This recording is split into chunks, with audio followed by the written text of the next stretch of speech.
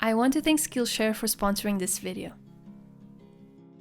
This is a part of a series of short and more technical productivity videos. I hope you enjoy.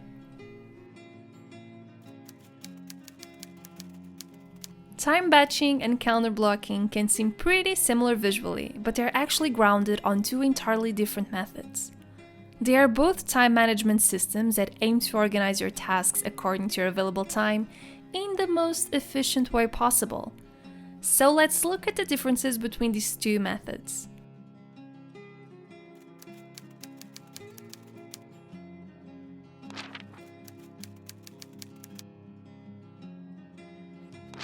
Calendar blocking is the act of assigning a task or event for each slot in your schedule. You can clearly define when and how much time you dedicate to work, fitness, reading, eating breakfast, watching Netflix, and so on.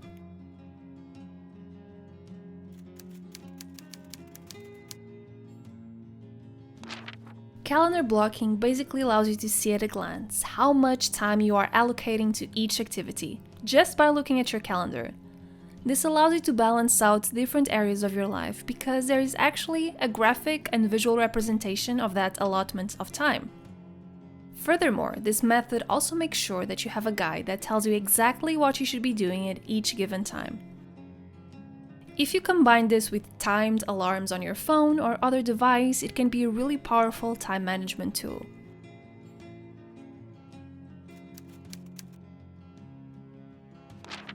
You can manage your time via calendar blocking either via an analog system or a digital system.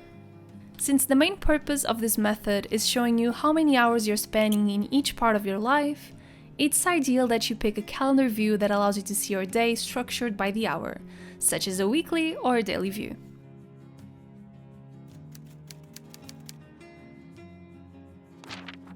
Calendar blocking can be a bit high maintenance as it requires you to constantly anticipate tasks for yourself and assign them a specific hour or a slot of time.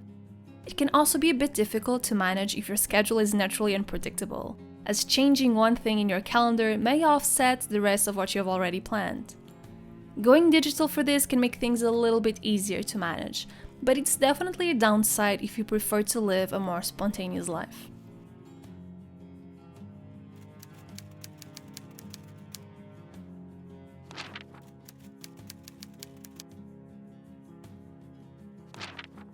Time batching is a system that allows you to focus on groups of similar or identical tasks during a dedicated period of time without interruptions.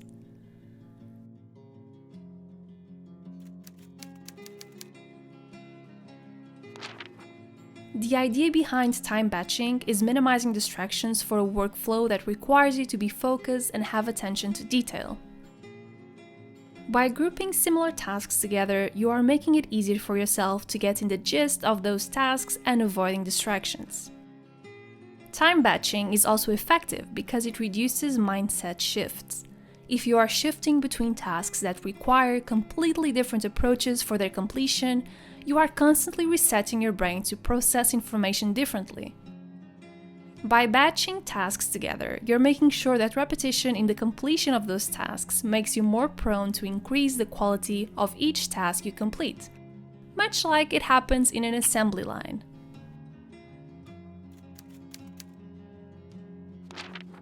Time batching is better achieved if you collect and write down the tasks you have to complete in the future with some time ahead. That allows you to start preparing your week and decide that, for instance, you will dedicate your Monday afternoon answering all the emails you still have to answer and all Tuesday morning writing reports.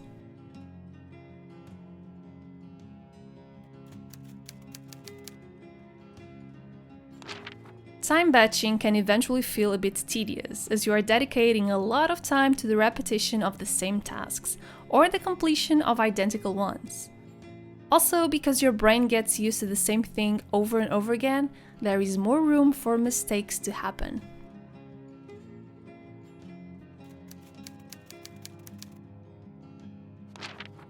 Both of these productivity systems can be really powerful when combined. If you calendar block your time while having into account batching similar tasks together, there's a high chance you're reaching peak productivity during your day. Visually, this means that it will be easy to identify what you should be doing throughout the day as you're working in chunks and following a pattern. Also, adopting time batching as a way to calendar block is a fantastic way to avoid any type of multitasking and task switching, and both can entirely destroy your productivity in like 99% of people. We actually mentioned this in a recent video, but task switching is very demanding on your brain, quickly depleting your energy and making it hard to produce high-quality work. Same thing applies to multitasking. You're requiring different things from your brain at the same time, making it impossible to allocate 100% of your brain's resources to one task. So overall, it's technically a good idea to combine both of these methods and group your tasks in your calendar blocking routine according to type or effort required as soon as you can. An easy way to do this is to designate days for those tasks as long as you can manage your time that way. For instance, if you're a student, maybe you can use Mondays to study for a specific course, Tuesdays for another course, and Wednesdays for another. It's also important to be realistic when batching your tasks. Although the whole principle is correct, sometimes it may not make sense. For instance, if you're writing 2 papers on completely different subjects, for instance chemistry and Roman history, maybe it doesn't make sense to batch the 2 of them together. Although they are both papers, their mindset is very different. So overall, it's more about the process behind the time batching that counts, and not following very strict rules. Also, calendar blocking and time batching may simply not work for you at all, and that's completely okay. People think in different ways, they process information differently, and they work differently. So there is no reason why we should be blindly following these rules if they are not helping us. If you're still curious about the best way to really maximize your productive time, then there's a lot to learn from the author of Essentialism. We've talked about essentialism in this channel, and the author has currently a whole class on how to accomplish more with simple productivity techniques. This class is available for free with your Skillshare trial.